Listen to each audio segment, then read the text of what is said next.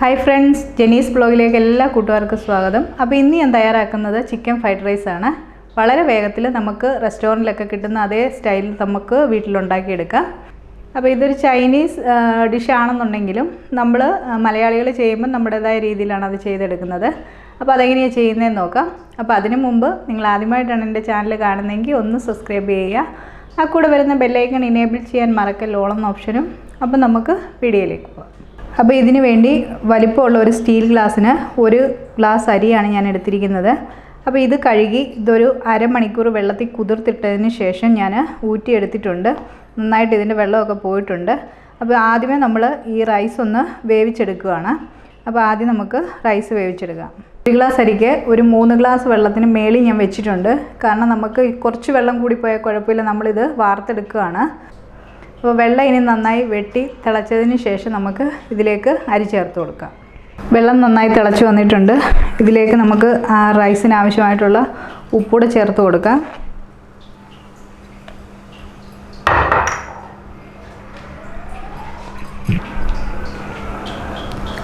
നമുക്ക് ഈ കഴുകി വെച്ചിരിക്കുന്ന റൈസ് കൂടെ നമുക്ക് ചേർത്ത് കൊടുക്കാം.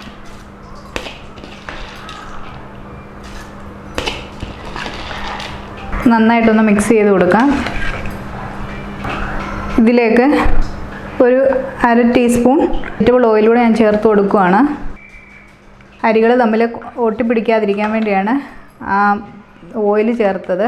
ഇനി നന്നായിട്ട് ഇതൊന്ന് ഒരു 80% നമുക്ക് ഈ റൈസ് വെന്ത് കിട്ടണം. അപ്പോൾ അതിനുവേണ്ടി നമുക്ക് വെയിറ്റ് ചെയ്യാം. ഇപ്പോൾ റൈസ് ഏകദേശം വെന്ത് വന്നിട്ടുണ്ട്. നമുക്കൊന്ന് നോക്കാം.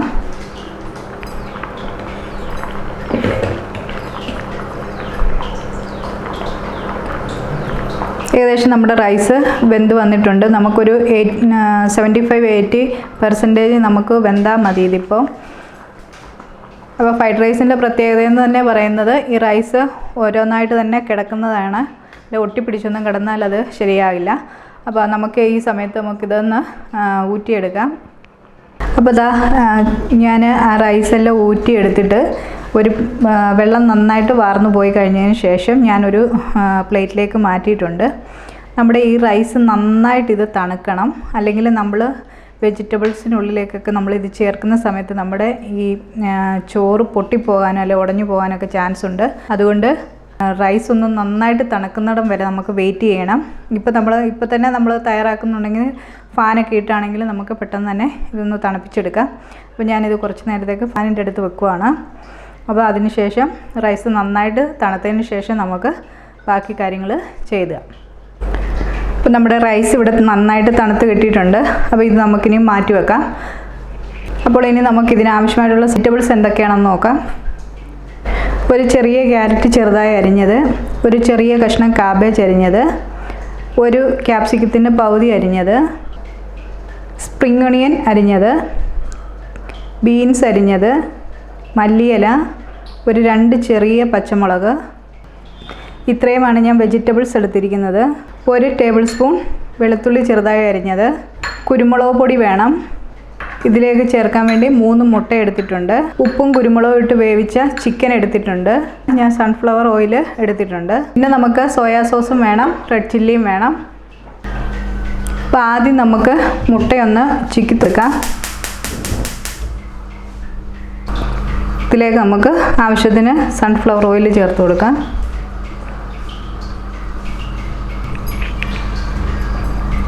ഇപ്പോൾ ഇവിടെ എണ്ണ ചൂടായിട്ടുണ്ട്. ഇതിലേക്ക് നമുക്ക് ആ 3 മുട്ടയും നമുക്ക് പൊട്ടിച്ചൊഴിച്ച് കൊടുക്കാം.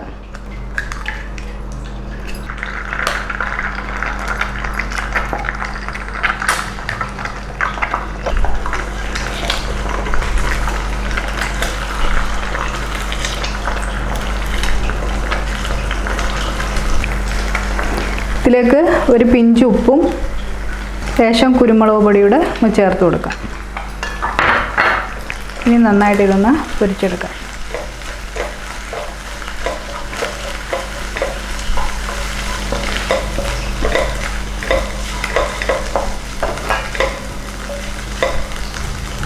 ഇപ്പം നമ്മുടെ മുട്ട ഇവിടെ റെഡി ആയിട്ടുണ്ട്. ഇത് നമുക്കൊരു പാത്രത്തിലേക്ക് മാറ്റി വെച്ച് കൊടുക്കാം.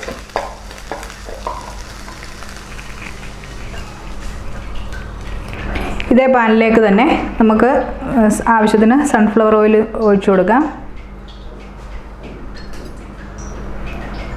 ഞാനൊരു 2.5 ടേബിൾ സ്പൂണോളം ഒഴിച്ചിട്ടുണ്ട്. ഇത് ടീസ്പൂൺ ആയ കാരണമാണ് ഒത്തിരി ഒഴിച്ചതായിട്ട് തോന്നുന്നത്. ഒരു 2.5 ടേബിൾ സ്പൂണ് ഒഴിച്ചിട്ടുണ്ട്. ഇതിലേക്ക് നമുക്ക് ചെറുതായി അരിഞ്ഞ് വെച്ചിരിക്കുന്ന വെളുത്തുള്ളി ചേർത്ത് കൊടുക്കാം.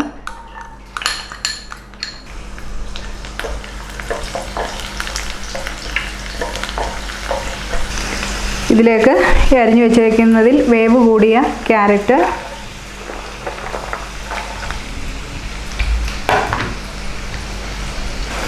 ബീൻസും ചേർത്ത് കൊടുക്കാം.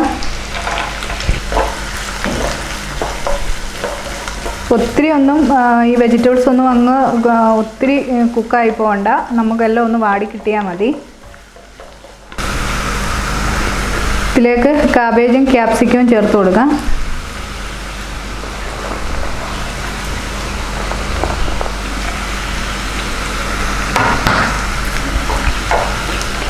ഇതിൽ ചേർക്കാനുള്ളത് സ്പ്രിംഗ് ഒണിയനും പച്ചമുളകുമാണ്. അതും ചേർത്ത് കൊടുക്കാം.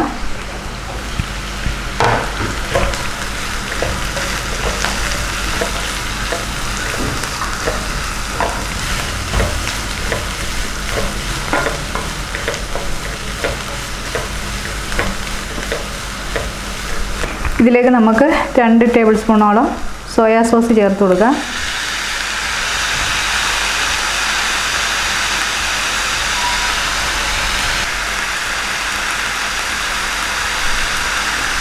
ഒരു ടേബിൾ സ്പൂൺ ചില്ലി സോസ് കൂടെ നമുക്ക് ചേർത്ത് കൊടുക്കാം. നന്നായിട്ട് മിക്സ് ചെയ്തെടുക്കാം. ഈ വെജിറ്റബിളിന് ആവശ്യമായിട്ടുള്ള ഉപ്പൂടെ ചേർത്ത് കൊടുക്കാം. നമ്മൾ റൈസ് വേവിച്ചപ്പോൾ ഉപ്പിട്ടിരുന്നു.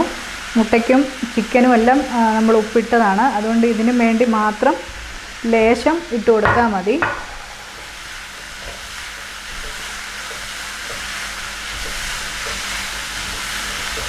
ഇതിലേക്ക് വേവിച്ച് വെച്ചിരിക്കുന്ന ചിക്കനോട് ചേർത്ത് കൊടുക്കാം.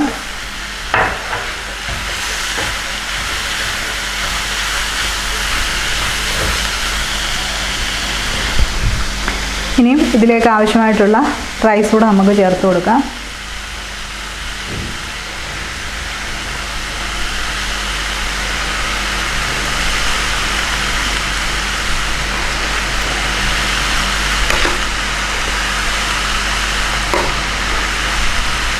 അപ്പോൾ എപ്പോഴും നമ്മൾ റൈസൊക്കെ ഇടുമ്പോൾ ആ പാത്രത്തിൻ്റെ 3/4 ഭാഗമേ ഇട്ട് കൊടുക്കാവൂ.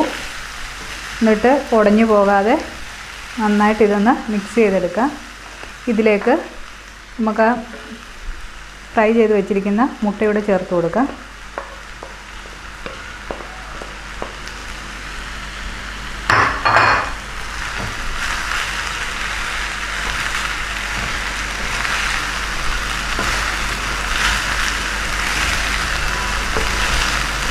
ഇതിലേക്ക് ഒരു 1/2 ടീസ്പൂൺ കുരുമുളക് പൊടിയൂടെ ചേർത്ത് കൊടുക്കുക.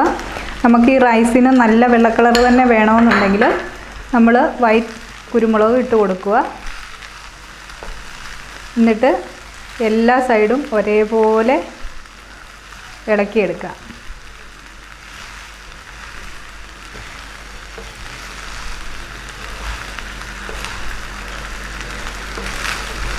നമ്മുടെ ഇതിനകത്ത് ചേർത്ത് കൊടുത്തിരിക്കുന്ന റൈസിനെല്ലാം ഒരേ കളറായിരിക്കണം.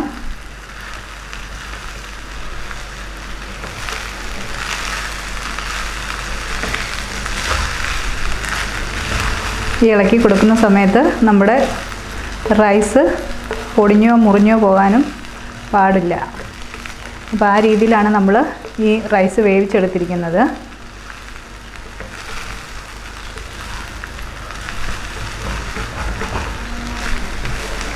അപ്പോൾ മിക്സ് ചെയ്തതിന് ശേഷം ഉപ്പൊക്കെ ഉണ്ടോ നമുക്ക് ചെക്ക് ചെയ്യാം.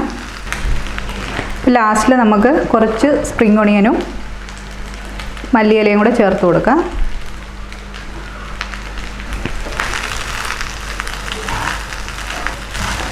അപ്പം അങ്ങനെ നമ്മുടെ ഫ്രൈഡ് റൈസ് ഇവിടെ റെഡി ആയിട്ടുണ്ട്.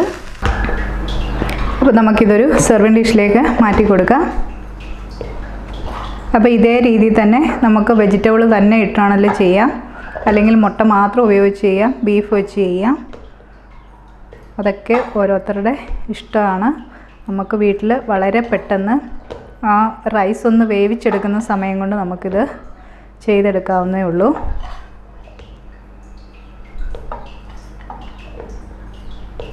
അപ്പം നമ്മുടെ സ്വാദിഷ്ടമായ റെസ്റ്റോറൻറ്റ് സ്റ്റൈൽ ഫ്രൈഡ് റൈസ് ഇവിടെ റെഡി ആയിട്ടുണ്ട്.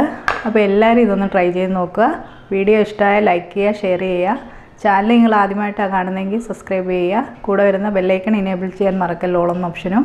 അപ്പോൾ വേറൊരു വീഡിയോയുമായിട്ട് പെട്ടെന്ന് തന്നെ കാണാം. ബൈ.